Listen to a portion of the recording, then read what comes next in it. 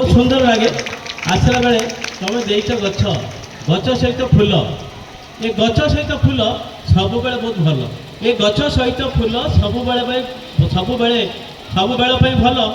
जदि खाली देता फूल दे पारे कईटा मूल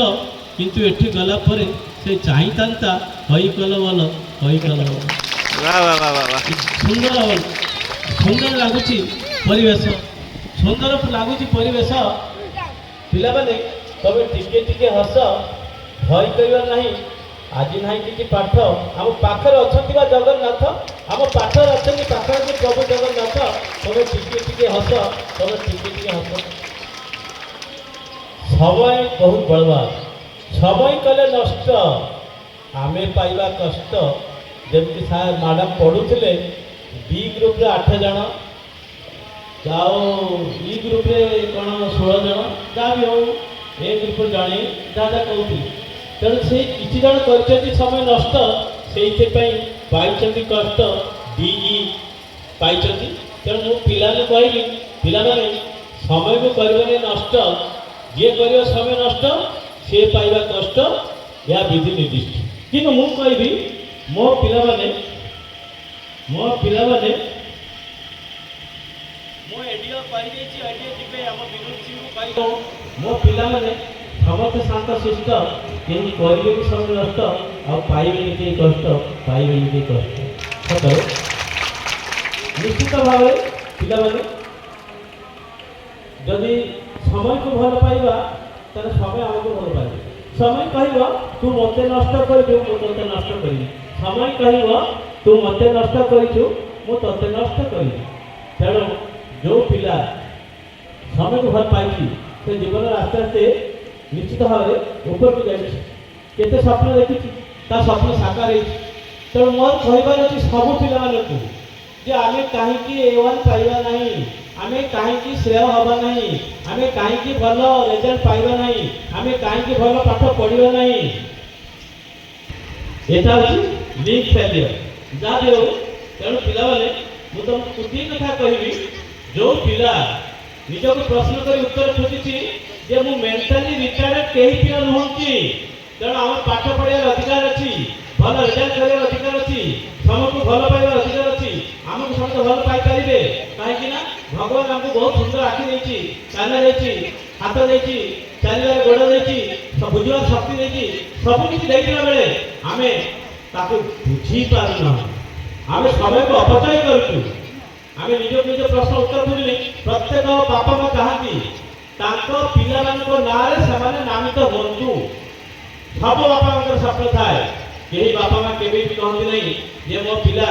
अबाटन चली जाऊ मो पिला भल मनुष्य न हो सब से चेष्टा करती मो पिला गोटे भल मनुष्य तैयारी हो से मो ना करू सब बापा माँ चाहती से तो आम ये विद्यालय स्मृति अनुभूति केते पिला अच्छा केते भल करके सब कहते जो पिला भल श्रेय कर विद्यालय को गौरव आनी तेणु सब शिक्षक शिक्षयित्री मैंने मन रखी समस्त सामान पाठ पढ़ुला बेले जड़े A1 जड़े A2 B1 B2 C D जहाँ अच्छी आप सब हो ना एकाग्रतार अभाव patience is bitter but it's fruit is sweet धैर्य बहुत पिता कि फल बहुत मीठा क्यों जाना धैर्य पिता और फल मीठा जाने केमती तुम दुब घाटी देख तुम पड़िया दुब घाटी बना दुब घाटी बनने कौन देखा ना दुब घास देखा बहुत सुंदर तार शक्ति बहुत कम एवं जिते बनिया आसू जिते बत्तास आसू जिते झड़ आसू जहाँ आसले भी बनिया चलगला भी से दुब गच छिड़ा ही रहे किंतु तार शक्ति बहुत कम तेणु धैर्य प्रतीक आम दुब गच पाखु जाना तेणु जो पिला धैर्य धरती से जीवन में निश्चित श्रेय पाइब कारण भगवान चाहती जे पिला बहुत कष्ट करुच्ची से निश्चित भाव से तार फल पाइब तेणु जो पिला कष्ट कर समय को एडजस्ट कर डेफिनेटली 100% से अचीवमेंट कर आप भल पाइबा क्या भल पाइबा आम भल पाइबा माँ भल पाइबा कहीं माँ भल पाइबा ना माँ को ये भल पाइबा तुम जो हस्टेल जी अच्छे तो भल कथा जे हस्टेल ना जिते तुम विद्यालय को आस माँ दुआर दाण्ड छिड़ा अनेई था पिला आखि आगु लिभि न पर्यंत लुचि न पर्यंत माँ अनेई था ଆଉ କ'ଣ କରନ୍ତି ନା ତମେ ବିଦ୍ୟାଳୟ ଗଲେ ମାଆକୁ କୁହନ୍ତି ନାହିଁ ମା ଖାଇବାକୁ ଦେ, ମା ସାଙ୍ଗେ ସାଙ୍ଗେ ତମକୁ ଖାଇବାକୁ ଦିଅ। ଆଉ କ'ଣ କରନ୍ତି ନା ପ୍ରତ୍ୟେକ ଲୋକ ଘରର ପରିବାରର ସମସ୍ତ ଲୋକ ଖାଇସାରିଲା ପରେ ମା ଖାଆନ୍ତି। ଆଉ କ'ଣ କରନ୍ତି ନା କେହି ଉଠିବା ପୂର୍ବରୁ ମା ଉଠନ୍ତି। ଆଉ କ'ଣ କରନ୍ତି ନା ଯେତେବେଳେ ତମକୁ ଜ୍ୱର ହେଇଥାଏ ସେତେବେଳେ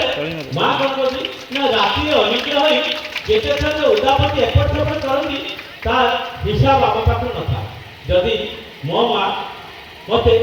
ସେବା କରିକି ବଡ଼ କରିନଥାନ୍ତେ ତମ ଆଗରେ ମୁଁ ଛିଡ଼ା ହେଇନଥାନ୍ତି ବା ଯେତେ ଜଣ ଏଠି ବସିଛନ୍ତି ବା ତମମାନେ ବି ବସିଛ ମାଆଙ୍କ ଅବଦାନ କେବେ ବି ଭୁଲି ହେବନି। ସେଇଥିପାଇଁ ତ ମାଆକୁ ସାଧନ ସାରା ଧରିତ୍ରୀ ସହିତ ତୁଳନା କରାଯାଏ।